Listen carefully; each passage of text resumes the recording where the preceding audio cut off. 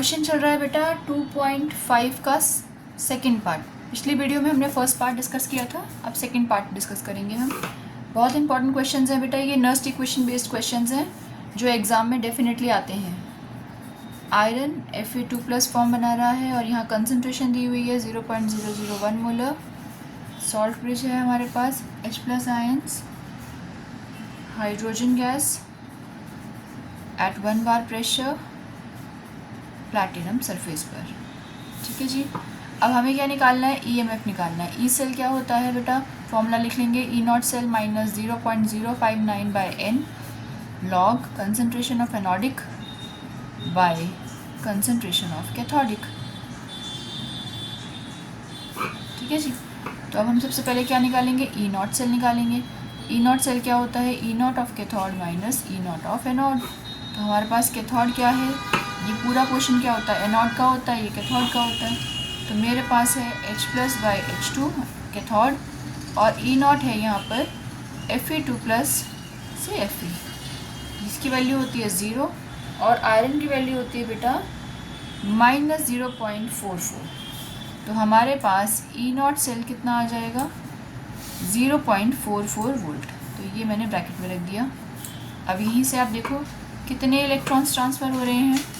Anode से find करते हैं कि कितने इलेक्ट्रॉन्स जा रहे हैं। तो एनोड पर कितने इलेक्ट्रॉन्स जा रहे हैं? आयरन ऑक्सीडेशन कर रहा है 2 इलेक्ट्रॉन्स का, तो एन क्या हो जाएगा? 2। तो चलिए जी वैल्यू पुट कर देते हैं। अब क्वेश्चन पे आ जाते हैं। E cell is equals to 0.44 minus 0.059/2 log concentration कितनी दी हुई है? 0.001 और यहाँ दी हुई है बेटा आपको 1। तो E cell is equals to 0.44 minus 0.059/2 log 10 to the power -3। Decimal shift कर दिया हमने। अब क्या होगा यहाँ पर लॉग की दूसरी प्रॉपर्टी लगेगी। कौन सी प्रॉपर्टी लगेगी बेटा? अगर हमारे पास log a to the power b दिया होता है तो b log a वाली प्रॉपर्टी लगती है। तो यहाँ पर देखो क्या हो जाएगा? -3 log 10।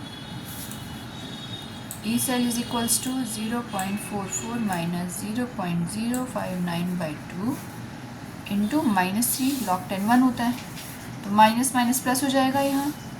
E cell is equals to 0.44 plus 0.059/2 into 3।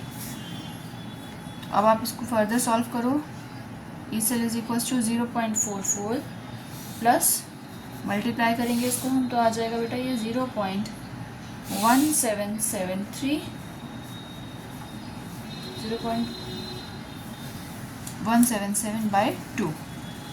अब आप इसको ई सेल को निकालो। ई सेल कितना आ जाएगा? 0.44 plus 0.0885 and E cell is equals to हो जाएगा 0.52। ये आ गया हमारा सेकेंड पार्ट। तो हमारे पास आया 0.52। डेसिमल के बाद चाहो तो आप 3-4 डिजिट्स में लिख दो, डेसिमल के बाद आप चाहो तो आप 2 डिजिट्स लेके भी कर सकते हो। ठीक है।